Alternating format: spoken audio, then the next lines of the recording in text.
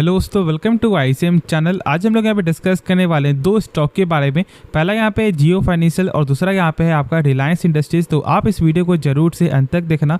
देखो स्टार्ट करते हैं और हम लोग यहाँ पे डिस्कस करते हैं जियो फाइनेंशियल के बारे में। पहले जानना तो आज यहाँ पे 2% तक का कमजोरी दिखाई दिया, लेकिन ऐसे तो स्टार्टिंग में आपको 4% तक यहाँ पे गिरावट दिखाई दे रहा था, लेकिन फिर ये आपको करेक्ट होता है और 2% के गिरावट में क्लोजिंग दिखाई देता है।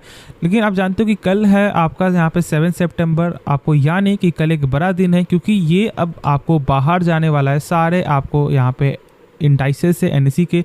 अब देखो ये आप जानते हो कि भाई पहले आपको ये बीएसई से बाहर जा चुका है, ठीक है, लेकिन कल देखो आज यहाँ पे इसका आखिरी दिन था, ठीक है। बहुत से लोग यहाँ पे क्या बोल रहे हैं कि सर क्या यहाँ पे आज आपको ये हट चुका है, ऐसा नहीं है, ठीक है। आज आपको जो है मार्केट टाइम तक ये था, कल ये गायब हो जाएगा। मतलब आपका ओपनिंग जो बेल जैसे ही बजेगा वो यहाँ पे गायब आपका होने वाला है, ठीक है। तो इस चीज़ को समझो कि मतलब आज भर था, कल यहाँ पे गायब हो चुका है। तो कल यहाँ पे हलचल होते हुए दिखाई देगा। अब ये हलचल यहाँ पे बाइंग साइड यहाँ पे दिखाई देगा या फिर आपको सेल साइड। तो इसका यदि हम लोग कुछ पहले से यदि जाने तो आप जानते हो कि जब आपको ये यहाँ पे बीएसई से जब आपको बाहर जाते हुए दिखाई दिया था, जहाँ जहाँ आपको रिलायंस था, तो फिर उस समय बाइंग ज़्यादा यहाँ पे दिखाई दे रहा था, ठीक है। तो सर ऐसा हम लोग यहाँ को ये मान सकते हैं कि ठीक है यहाँ पे भी कुछ आपको एक बुलिश का साइन दिखाई दे सकता है, लेकिन ये मार्केट है। मार्केट में कोई भी ऐसा नहीं बोल सकता कि हाँ भाई यहाँ पे गारंटी है कि कल आपका ये ऊपर जाने वाला है या फिर कल ये आपको नीचे गिरने वाला है। तो हम लोग यहाँ पे क्या करेंगे, बस हम लोग आपको यही समझेंगे कि भाई कंपनी का बिजनेस कैसा है। और मैंने शेयर किया हुआ है कि देखो भाई एजीएम में जैसा कंपनी का बयान आते हुए दिखाई दिया ना, उसके हिसाब से मैं तो आपको यहाँ पे यही बोलूँगा कि भाई जितने भी कम दाम में ये स्टॉक मिल जाए उतना ही फोकस करो। यदि आप लॉन्ग टर्म के लिए कोई स्टॉक को ढूंढ रहे हो और आपको यदि ऐसा लगता है कि हाँ ये लॉन्ग टर्म में जो इनका बिजनेस है, जैसे कि आपका इंश्योरेंस प्लस आपका यहाँ पे म्यूचुअल फंड बिजनेस प्लस आपका यहाँ पे जो है मैं बोल सकता हूँ यहाँ पे आपको एनबीएफसी, ठीक है, तो ये सब काम जो है क्या ये आपको ऐसा लगता है कि ग्रो करते हुए दिखाई देगा, तो भाई इन्वेस्ट करो। और एक चीज़ और है कि यहाँ पे जानते हो कि कंपनी का मेन फोकस और भी है, जो है आपका यहाँ पे डिजिटल पेमेंट, जो यहाँ पे साफ तौर से आपको टक्कर देने वाला है किसको, फोन पे और पेटीएम जैसे कंपनी को। तो भाई मेरे हिसाब से तो भाई यहाँ पे जो बिजनेस में बहुत ज़्यादा यहाँ पे आपका मौका है और एक बेटर इन्वेस्टमेंट कर सकते हो यदि आपको इसका प्राइस इतना करेक्ट देखने को मिले। तो यदि गिरावट होता है तो भाई मेरे हिसाब से आपको जरूर इसके बारे में सोचना चाहिए, लेकिन हाँ खुद का फैसला है तो खुद से लेना चाहिए, क्योंकि देखो पैसा आपका है, रिस्क आपका है, तो फिर आपको भी थोड़ा यहाँ पे समय देना पड़ेगा। लेकिन हाँ लॉन्ग टर्म के लिए जाना, ठीक है। देखो शॉर्ट टर्म में कोई भी कंपनी का आपको हलचल अप्स एंड डाउन होते हुए दिखाई देता है, लेकिन यहाँ पे लॉन्ग टर्म में कंपनी का बिजनेस यदि यहाँ पे लगातार ग्रो कर रहा है ना, तो फिर स्टॉक का प्राइस भी इसी फ्लो से ये ऊपर जाते हुए दिखाई देगा। और ये आप लोग सही से जानते हो, तो वेट करो, ठीक है, होल्ड करके चलो, लेकिन सेल डट से मत करना। अभी भी आप जानते हो कि जो इसका ऑल टाइम हाई था वो एक बार यहाँ पे टच किया था और यहाँ पे ऑलमोस्ट ये जो 266 तक जाते हुए दिखाई दिया, लेकिन फिर ये अभी आपको करेक्ट दिखाई दे रहा है।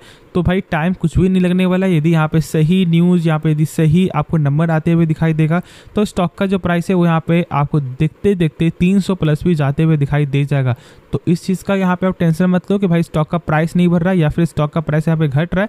बस आपको समझना यही है कि कंपनी कैसी है और कंपनी का बिजनेस कैसा है। बाकी जो डाउट बचे तो आप कमेंट में ज़रूर से पूछना। तो अब हम लोग यहाँ पे डिस्कस करते हैं आपको रिलायंस के बारे में।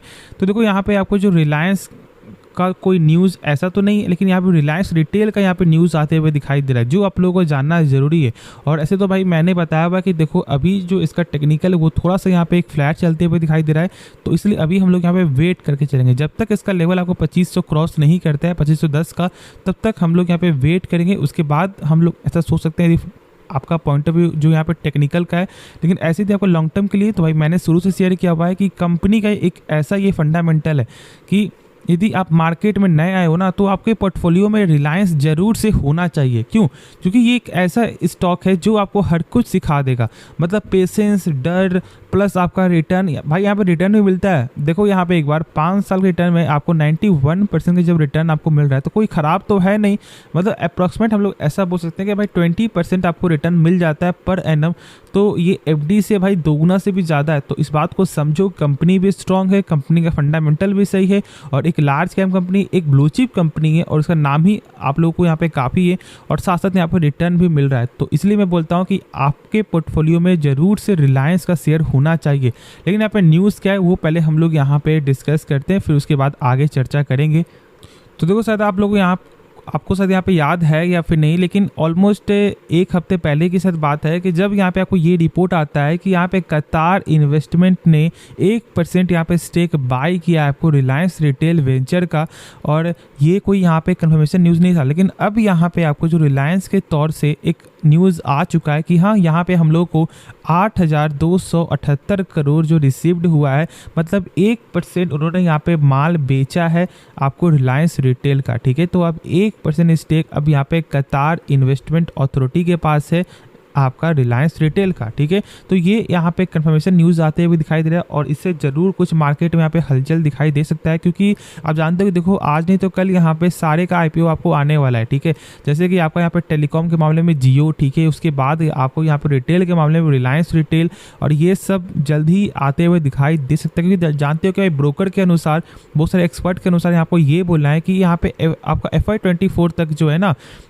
इन दोनों का जरूर कुछ ना कुछ यहाँ पे न्यूज़ आते हुए दिखाई देगा। और एक का तो आपको यहाँ पे ये भी बोलना है कि शायद लिस्टिंग का भी यहाँ पे कंफर्मेशन आते हुए दिखाई दे सकता है। तो ठीक है, हम लोग यहाँ पे वेट कर चलेंगे। लेकिन अब जानते हो कि देखो यहाँ पे रिलायंस का जो सबसे मेन अभी है, जहाँ से आपको ज़्यादा आपको पैसा यहाँ पे बनता है, रेवेन्यू बनता है, वो यहाँ पे बनता है ऑयल से। ठीक है, उसके बाद ही यहाँ पे आपका टेलीकॉम है, उसके बाद ही आपका यहाँ पे रिलायंस रिटेल है। क्योंकि अब जानते हो कि भाई जियो फाइनेंशियल यहाँ पे 1% भी रोल नहीं निभाता है, तो इस बात को आप लोग सही से जानते हो कि उनका जो रेवेन्यू में कोई ज़्यादा फर्क नहीं पड़ता है जियो फाइनेंशियल से, और इसलिए जब वो यहाँ पे अलग हुआ तो कोई ज़्यादा यहाँ पे फ़र्क नहीं पड़ा। इस बात को आप लोग सही से जानते हो। तो जहाँ तक ऐसा यहाँ पे मुझे लगता है कि यदि यहाँ पे आपको डिमर्ज होकर दी आपको लिस्ट होता है ना, तो फिर कहीं ना कहीं स्टॉक में भी थोड़ा सा प्रेशर दिखाई देगा, क्योंकि अभी मेन फोकस है टेलीकॉम में और यहाँ पे रिटेल है। देखो यहाँ पे टेलीकॉम अभी यहाँ पे 5G है, ऐसा हो सकता है शायद यहाँ पे आपको आने वाले समय में यहाँ पे 6G भी आ जाए, प्लस आपको 7G भी आ जाए। और ऐसा हो सकता है कि आप जानते हो कि अभी आपको जो न्यू आपको यहाँ पे टेक्नोलॉजी भी भाई डेवलप्ड यहाँ पे होते हुए दिखाई दे रहा है। तो ज़्यादातर फोकस तो यहाँ पे टेलीकॉम में और उसके बाद आपको रिटेल का। ठीक है, तो इस बात को सही से समझो और कंपनी में आराम से होल्ड करके चलो। फोकस आप लोग को ज़रूर से रखना है, लेकिन खुद से एक बार सोच समझ कर। तो बाकी जो डाउट बचे वो आप कमेंट में ज़रूर से पूछो। तो आपको ये वीडियो पसंद आया होगा, इस वीडियो में यदि कुछ भी सीखने को मिला आप इस वीडियो को लाइक कर सकते हो, साथ साथ इस चैनल को भी सब्सक्राइब करना। तो मिलते हैं नेक्स्ट वीडियो में, तो तब तक के लिए धन्यवाद।